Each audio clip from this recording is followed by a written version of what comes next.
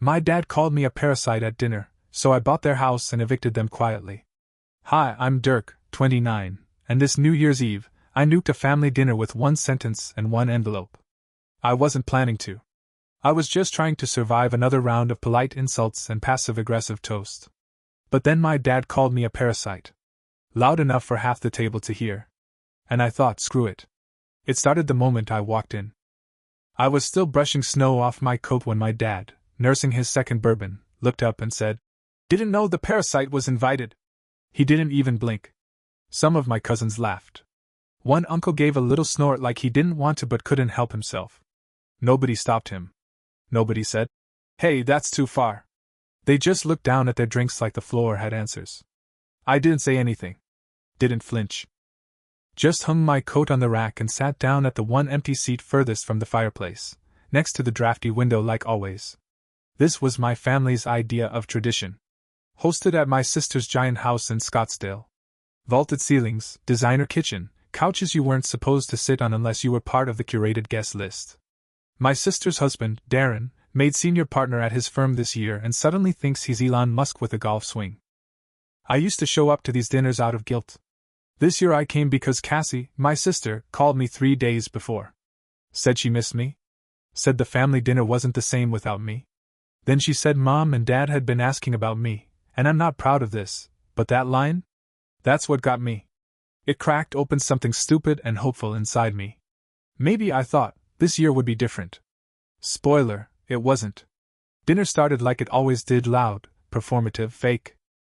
Kevin, my golden child cousin, talked about his new VP title like it came with sainthood. Brenda brought up her son's law school acceptance like he cured cancer. When Cassie clinked her glass and said it was time for the annual achievement toast, my stomach did a somersault. I'd forgotten about that part. Everyone went around bragging. Then it was me. Cassie tried to skip me. Actually tried to move to the next person. But Uncle Mike said, Wait. What about Dirk? Still figuring things out? The sarcasm was thick enough to drown in. I smiled. Took a sip of water. Then said the sentence that lit the fuse. I run Sentinel risk analytics. At first, silence. Then confusion. Then Darren blinked and said, Wait, what? You work at Sentinel? No, I said calmly. I founded it. 7 years ago. Darren's face changed like I just told him I owned Google. He looked around.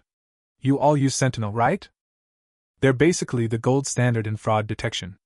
They caught that $400 million ring in Dallas last year. We use them. Everyone does. I watched the room unravel like a poorly tied bow tie. My mom laughed that tight laugh she does when she's uncomfortable. Dirk doesn't run a company. He does computer freelance stuff. Darren shook his head. No. I've literally been in meetings where they reference his name. He's listed as the CEO and founder. And just like that, the narrative cracked. For the first time in over a decade, they didn't know where to put me. The dropout. The underachiever. The warning tale.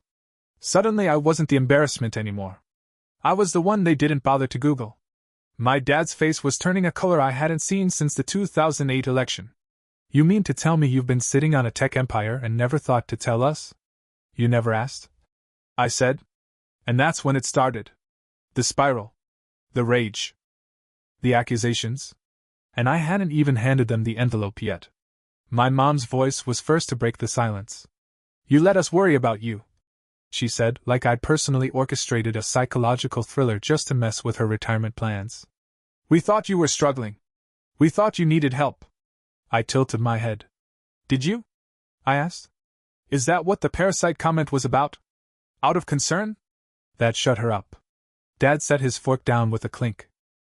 We didn't mean it like that. It was a joke. A joke, I repeated. Right. Just a hilarious family tradition. Like calling someone a failure at Thanksgiving. Or asking if they're still doing that computer thing 6 months after landing a federal contract. Cassie whispered. Dirk. Under her breath, a soft warning. But I was done playing the quiet kid. You didn't ask, I said again. Not once. Not when I left college. Not when I launched my company. Not when I moved out or missed the last 5 birthdays or showed up last year, and you asked if I needed gas money. Darren looked like he was witnessing a crime scene in real time. Dirk, he said slowly.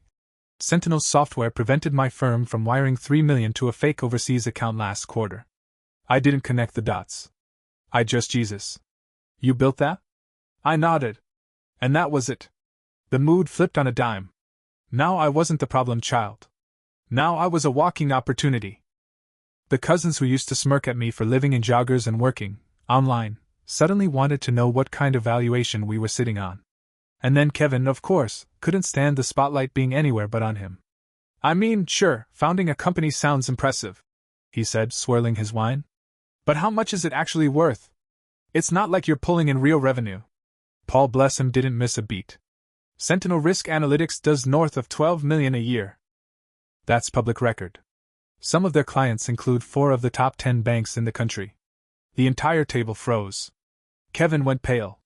And my dad looked like he just realized he'd spent a decade mocking the golden goose. Then came the shift. From dismissal to desperation. You could have helped us, my mom said suddenly. We've been struggling. Your dad's retirement took a hit. The refinance on the house. Wait, I said. You're saying I owe you money? We're family, she said. The way people do when they want something they didn't earn. That's not how this works, I replied. That's not how any of this works. You don't get to write me off for years, then send me an invoice when things get tight. We didn't write you off. Dad snapped. You walked away. No, I said, standing. I walked away after 15 years of being treated like a mistake. Cassie's voice cracked. Dirk, please.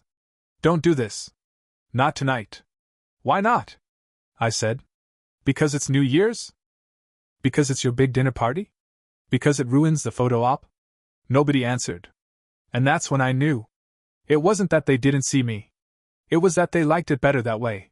So I reached into my jacket pocket, pulled out the envelope, and said, Fine. If you want to talk about money, let's talk about money. I set the envelope down in the center of the table, right next to the untouched cranberry chutney and the half-finished bottle of overpriced Cabernet. Mom stared at it like it might detonate. Dad narrowed his eyes. Cassie looked confused. Kevin, of course, leaned in like it was a poker game, and he wanted to see my cards. What's that? My dad asked.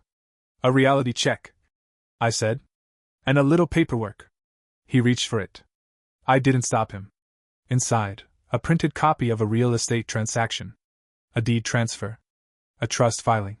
A bank's letter of acceptance.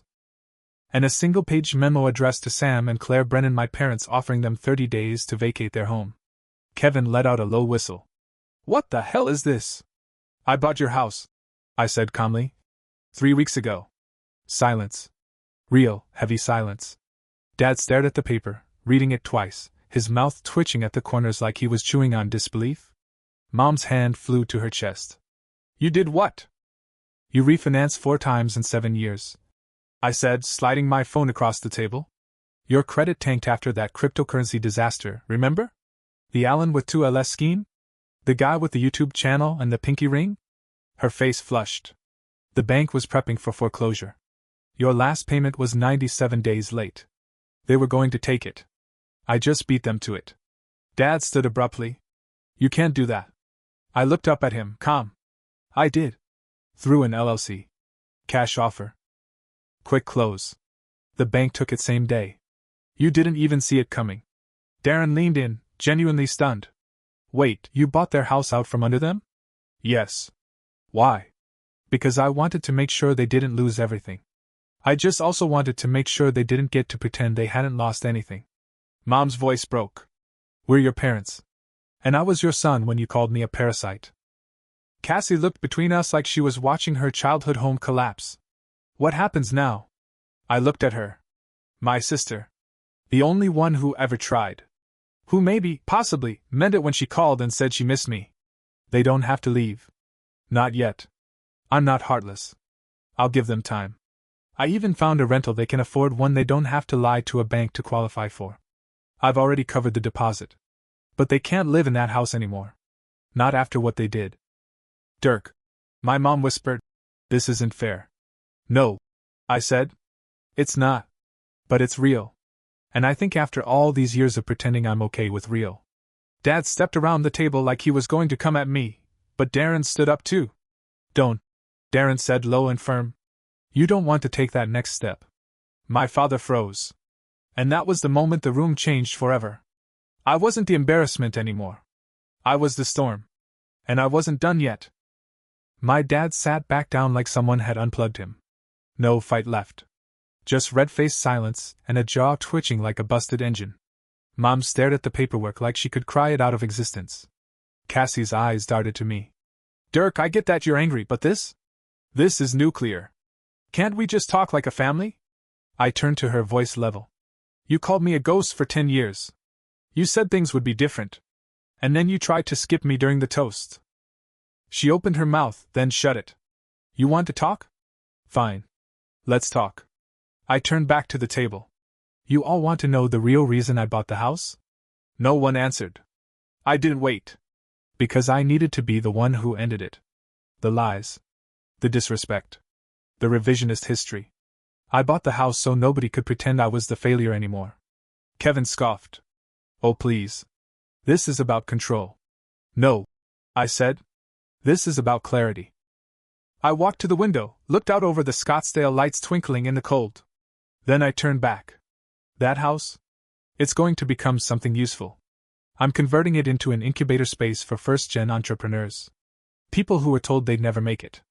People like I used to be. 6 private offices. Shared conference space. Rent? $50 a month. Just enough to prove you want it. My mom's hand flew to her mouth. You're turning our home into a business park? No, I said. I'm turning it into hope. Darren blinked. Wait. You're not just booting them, you're building a foundation? It's called the Brennan Opportunity Fund. And it opens in 2 weeks. Cassie whispered. Dirk, you planned this? I nodded. 3 weeks of paperwork. 1 lawyer. 1 architect. And 1 personal promise that no kid like me ever sits through a dinner like this wondering if they're worth the breadbasket. Even Kevin had nothing to say now. My dad pushed back from the table. You're proud of this. Proud of humiliating us. No, I said. But I'm proud of finally telling the truth. And I'm done shrinking. My phone buzzed. A text from Adam, my cousin in compliance who had quietly become my only actual ally in this chaos. You good? I'm outside if you need backup. I looked down at it for a second. Then looked back up at the table. I think it's time I left. You don't get to just walk away. Mom blurted. Funny, I said. That's exactly what you did when I was 21 and building something real. You walked away. So now I'm just returning the favor with interest. I grabbed my coat. Walked to the door. And right before I stepped out, I turned back. Happy New Year. Then I left them sitting in their own silence. This time, I didn't shake. I drove straight to the diner. Adam was waiting. Adam was already in a booth, 2 coffees on the table, 1 waiting for me like he knew I'd show. You good? He asked, sliding it over. I've had better family dinners. I muttered, collapsing onto the seat across from him. He smirked. I thought your dad was going to burst a blood vessel. You hit them with a full TED talk and then nuked the table with a trust deed. Not my fault they didn't ask what I was building for the last 7 years. I said, blowing on the coffee. Turns out I'm not invisible. I was just inconvenient. He nodded. They liked you better when you were quiet and easy to underestimate. Didn't we all? I said. We sipped our coffee in companionable silence for a few beats. Then Adam leaned in, serious now. So, what's the plan? I paused. The real one? Or the version I just dropped on the dinner table? The real one, he said. No judgment. I pulled out my phone, opened the renderings. The converted house plans. 6 individual offices. Shared kitchen. 1 conference room. A central common area with whiteboards and chalk walls. The floor labeled Hope Headquarters, at the bottom. He studied them, brows raised. You're actually doing this. I already hired the part-time director, I said. Applications go live next week. We've got a shortlist from a nonprofit in Mesa. First round moves in March 15th. He shook his head, impressed. Dirk, it's bold. It's brilliant. And a little savage. I know. And you're okay with them finding out that their old house is about to become a startup hub? I smiled. They found out tonight. In real time. On my terms. He let out a low whistle. That explains the silence bomb I saw detonate behind you. Dad called me heartless. I said. Mom accused me of choosing money over family. Kevin tried to moralize like he hadn't spent the last 15 years coasting off his dad's real estate firm. Adam raised his cup in mock toast. To boundaries. I clinked my mug against his. To finally building something where people only walk through the door if they earn it. He studied me for a moment. You're not doing this out of revenge, are you? I shook my head. Not anymore. That was the first draft of the plan. The final version is cleaner. It's about creating something that makes all their noise irrelevant. He nodded slowly. That's rare. Most people burn it all down. You repurposed it. I exhaled. Because I used to think proving them wrong would make me feel right. It doesn't. Building something that helps people like me, that's what feels right. He leaned back, quiet for a beat. Then said, You know I work in compliance. If you want a second set of eyes on your foundation structure, I'm in. Pro bono. I blinked. Why? Because I've watched this family chew up anyone who didn't fit the mold. And because this? He tapped the screen. This matters. I stared at him for a moment. Then nodded. Welcome aboard. He smirked. Just don't expect me to wear a tie. I'm not even expecting matching chairs. I said. We laughed. Clinked mugs again. And for the first time in years, I felt like I wasn't alone in the room. The next few weeks moved fast. Momentum has a way of snowballing when you stop waiting for permission. Adam got to work immediately. Cleaned up the compliance language for the foundation, created a bulletproof donation structure, even drafted an airtight code of conduct for tenants. He said he wanted it to be scandal-proof. I told him I appreciated the paranoia. Meanwhile, the applications started rolling in. Some from nonprofits I'd contacted, others from word of mouth. People who had bootstrapped projects in garages, coded prototypes on public Wi-Fi, pitched ideas and borrowed clothes. People like I used to be. Hungry. Tired. Brilliant. And then, like clockwork, the texts started coming again. Cassie. Can we talk? I've been thinking about what you said. Mom's not eating. Dad's refusing to leave the house. I'm not defending them. I just don't know what to do. Mom. You heard us. You could have just offered help. Why make a spectacle? Dad. You crossed the line. Don't come around again. Kevin. Congrats on proving you're the family villain. Hope the startup space helps you sleep at night. I didn't respond to any of them.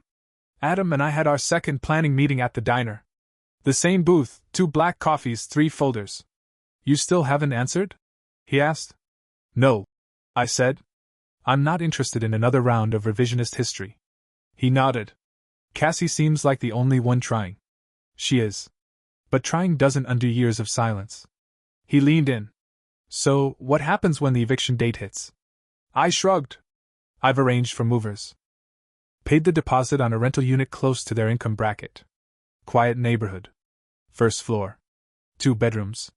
It's not beachfront, but it's not foreclosure either. He whistled. So even after everything, you're still giving them a soft landing. It's what I would have wanted. I said.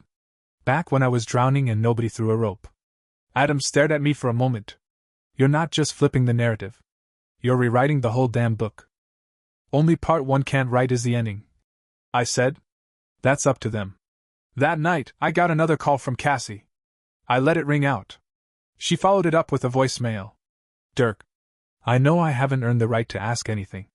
But I'm asking. Please come to Mom's birthday dinner. She's turning 60. She's scared. She's sad. I don't know what to do with any of this anymore. But I feel like you're the only one who ever says the thing no one else wants to hear. Just come. Please.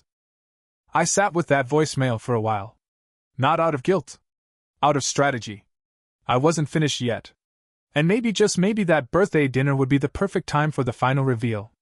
March 2nd. Mom's 60th birthday. Cassie had picked the kind of restaurant where water gets poured from glass bottles and the wait staff wears vests like they're auditioning for Downton Abbey. Private room in the back. Long table set for 14. Gold foil balloons shaped like a 6 and a 0 floated behind the head chair. White linens. Crystal glasses. Menu printed on parchment like it was a wedding. I showed up 10 minutes early. Slacks, jacket, no tie. Envelope in my inside pocket. I'd rehearsed nothing and everything. Cassie arrived next. She looked relieved and nervous all at once. "Thank you for coming," she said, hugging me. I said I would. "You seem calm."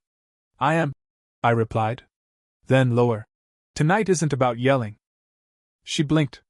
"Then what is it about?" "You'll see." Family trickled in. Kevin with his too perfect grin and the sane wife he forgets to mention in conversations about his options. Brenda in pearls. Uncle Roger, already half buzzed. Adam slid in with a nod, sat 2 seats away, didn't say much. Just gave me a glance that said I'm ready.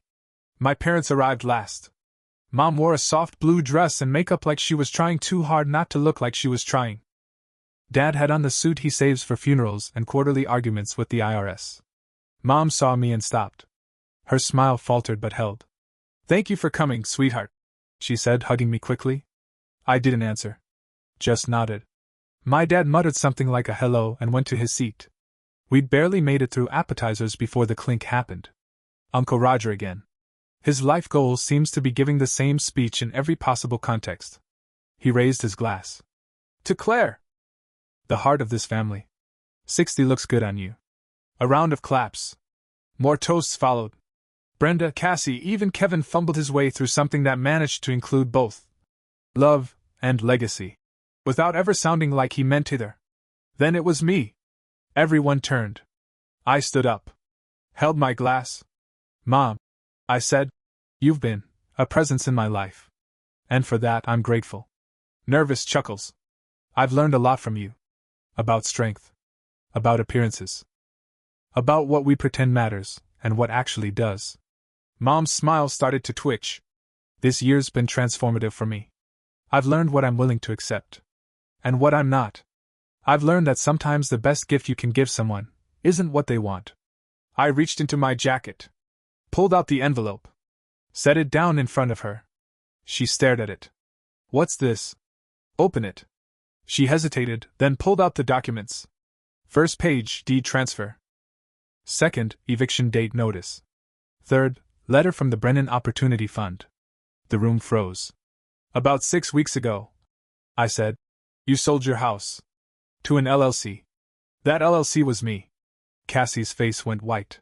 "What?" Mom whispered. "You were in pre-foreclosure. You needed help. But you didn't ask for it. You expected it." Gasps. Roger's fork clattered. "I bought the house. Quietly. Cleanly. Legally. And now? It's no longer yours." Dad stood up, fists clenched. "You're kicking us out?" "No," I said calmly. "I already found you a new place. Rent covered for 6 months. Movers scheduled for the 15th. I leaned forward. "But the house? The one where you called me a parasite? That's now the headquarters of a startup incubator. For first-gen entrepreneurs. People you wouldn't have let sit at this table." Dead silence. "Dirk," Cassie whispered, eyes wide. "You can't." I did. I turned to my mom. "You always said I needed to learn gratitude. So here it is. I'm grateful. You taught me exactly how not to treat people. And I built something better because of it." Dad's voice broke. "You smug little bastard." I met his eyes steady. "No. I'm just the one who finally stopped pretending." Adam stood up beside me. "Let's go," I said. We walked out together, leaving the golden candles flickering over plates of untouched salmon. Adam and I didn't say much until we hit the parking lot. The sound of silverware and raised voices trailed us through the glass windows like a ghost still trying to argue its case. He looked over as we reached his car. "So, you sure that wasn't the nuclear option?"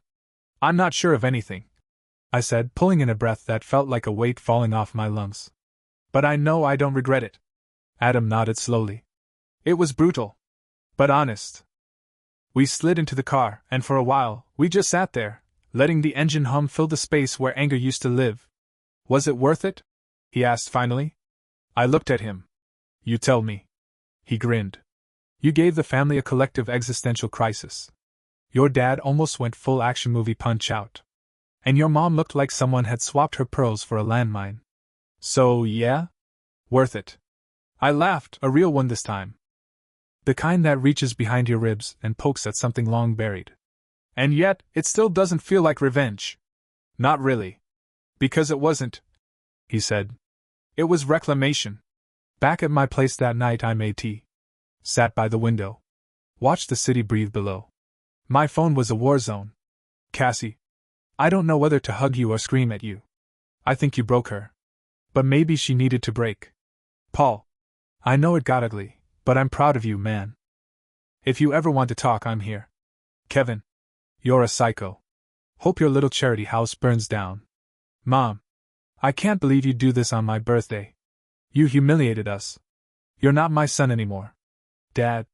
Don't come near us again. Ever. I left them all on read. The next morning, the director of the Brennan Opportunity Fund called. We've finalized our first 6 candidates. You want to meet them? Yes, I said without hesitation. One by one, they filtered into the Zoom room later that day. Jordan, the budgeting app kid I'd been mentoring, grinned like it was Christmas. A woman named Raina had built a speech-to-text tool for kids with learning disabilities. Another had hacked together a prototype platform for low-cost housing waitlist tracking. All of them smart. All of them hungry. All of them exactly who this space was meant for. I told them about the space. The resources. The cost just enough to feel real, not enough to gatekeep. And then I told them the truth. I built this because I grew up in a house where being underestimated was a family tradition. Where silence was a love language. Where nobody said, I believe in you, unless there were strings attached. Nobody spoke for a second. Then Jordan said quietly, So this place? It's personal. Yeah, I said. But it's also bigger than me. That night, I slept for 10 hours straight. No dreams. No twitching awake. Just the quiet confidence of someone who had finally, fully, chosen himself. And meant it. 2 weeks later, the house opened its doors. The same house I used to sneak out of at 2 a.m. to escape the noise of being ignored. Now it buzzed with energy and purpose, whiteboards filled with messy diagrams, voices trading ideas, startup names being tested over microwave burritos. It smelled like ambition and fresh paint. Raina had already staked out the conference room twice that week for client demos. Jordan installed a coffee bar with his own money. Founders need fuel, he said, and someone hung a quote on the wall that read, Build the thing no one believes in. Then make them wish they had. It felt right. Cassie showed up unannounced one morning. I spotted her through the glass door, standing awkwardly with a grocery bag in her arms. Muffins. Still warm. She wasn't wearing makeup. That alone told me she wasn't there to perform. Hey, she said when I opened the door. Hey. I'm not here to argue. I just wanted to see it. I gestured her in. She moved quietly, eyes scanning the walls, the desks, the people typing and talking and dreaming. Her expression flickered through about 5 different emotions before it settled somewhere between awe and sadness. You really did it, she said. Yeah. And they still don't know what it is. They know I kicked them out, I said. They don't know I built a launchpad from the ashes. She gave a dry little laugh. You always had a flair for poetic vengeance. This isn't vengeance, I said. This is what I needed when I was 21 and nobody would look me in the eye. She didn't argue. She set the muffins down on the shared kitchen counter, watching Raina talk to an investor on Zoom. Watching Jordan scribble math on the dry erase wall. I told them to stop texting you, she said after a beat. I told them they lost the right to demand your kindness the moment they turned it into a currency. I blinked. She added, They didn't like hearing that. I'm sure. Then she turned to me, all pretense gone. Dirk, I'm sorry. I waited. I knew how they treated you. I watched it happen. And I still played my part. I never meant to hurt you. I just didn't want to be the next target. I nodded slowly. That's the most honest thing you've ever said to me. I'm trying, she said. I know it's late. But I'm trying. I believe you, I said. She stepped back toward the door, then paused. If Mom ever shows up here with an apology and tears and a casserole, what will you do? I didn't even hesitate. I'll tell her the same thing I'm telling you now. She's welcome to visit. But she doesn't get to touch the thermostat. Cassie laughed softly, the kind of laugh people make when they realize something's been permanently rewritten. She left the muffins. And walked out without asking for anything. Progress. A week later, I got a voicemail. Not from Mom. Not from Dad. From a number I didn't recognize. I almost deleted it on reflex. I'd become an expert at ignoring unknowns, but something in me said, listen. Just once. So I played it. Hi, Dirk. This is Riley. I'm your niece. Pause. Well, technically, you're a strange niece, I guess. Julia's kid. I got your number from Aunt Cassie. She said you probably wouldn't answer, but I just wanted to say, I think what you're doing is really cool. Another pause. I'm studying UX design. I've been doing freelance for a year. It's hard. People don't take you seriously when you're 19 and your last name isn't stamped on a trust fund. She laughed.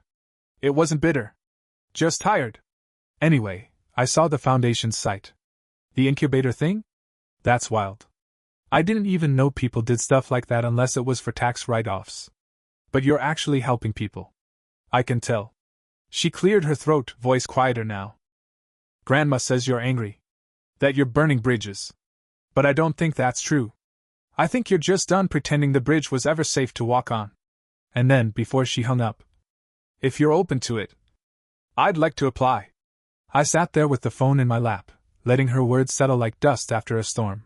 Julia's kid. Of all the people who could have reached out, the irony wasn't lost on me. The one person who might actually understand why I did what I did wasn't someone I'd ever spoken to. I called the foundation director later that day. Put her application at the top of the pile, I said. You've read it already? She asked. No, I said. Not yet. But I will. That weekend, I stopped by the incubator unannounced. The lights were on. Coffee brewing. Jordan was explaining UI flow to another tenant, while Raina waved her iPad at a confused mentor who looked like he'd just been outcoded by someone half his age. I didn't say anything. Just watched. Until someone tapped my shoulder. Hey, Adam said. Got a sec? Yeah. What's up? He pulled out a business card. Guy from Venture Index stopped by. Asked for you? Wants to do a feature on the foundation. Something about founder-led philanthropy. Sounded annoying, but maybe useful. I took the card. Looked at the name. Recognized it. He wrote a hit piece about me 4 years ago. Adam smirked. Well, bet he's got a different angle now. I tucked the card into my pocket. I'll think about it. You're really doing this? Adam said, scanning the room. Yeah, I said. We are. He looked at me. You okay? I thought about it. About the voicemail from my niece. About the silence from my parents. About the house that used to feel like a wound and now hummed with something alive. I think, I said, I'm finally close. The first pitch night was standing room only. We cleared out the conference room, set up a projector on the blank wall, put folding chairs in every available corner. Raina printed flyers. Jordan brought snacks. Adam double-checked the fire code. And I stood in the back, watching 6 of the most underestimated people I'd ever met stand up and say, here's what I'm building. It felt like church, if church had more wireframes and fewer judgmental stares. Raina went first. Her app for kids with dyslexia had already been piloted in one school district. She got a round of applause so loud she blushed. Jordan followed with a demo of his budgeting app that included a panic button for people who needed to hide purchases from toxic partners. It was brilliant. Brutal. Raw. A fintech angel investor raised his hand during the Q&A. What would you do with 50 grand? Jordan didn't miss a beat. Buy time. That's the currency nobody gives people like me. The room snapped to attention. One by one, the founders laid out their visions, messy, beautiful, imperfect, exactly right. And the thing that hit me hardest?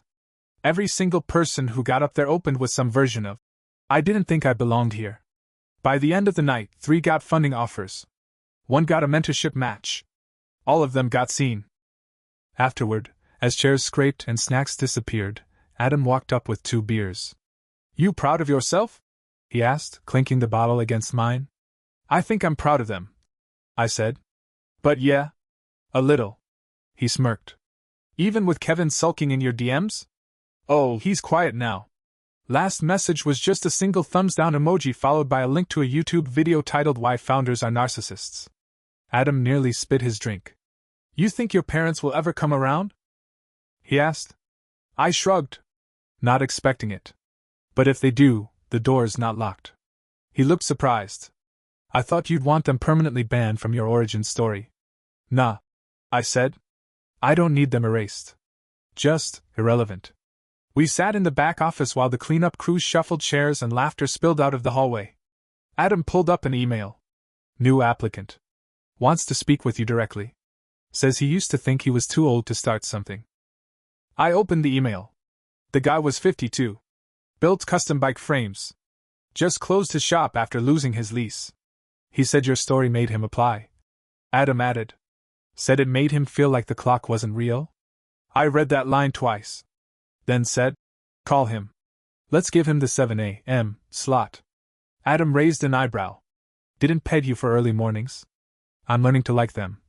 I said. Because this was the thing I never saw coming.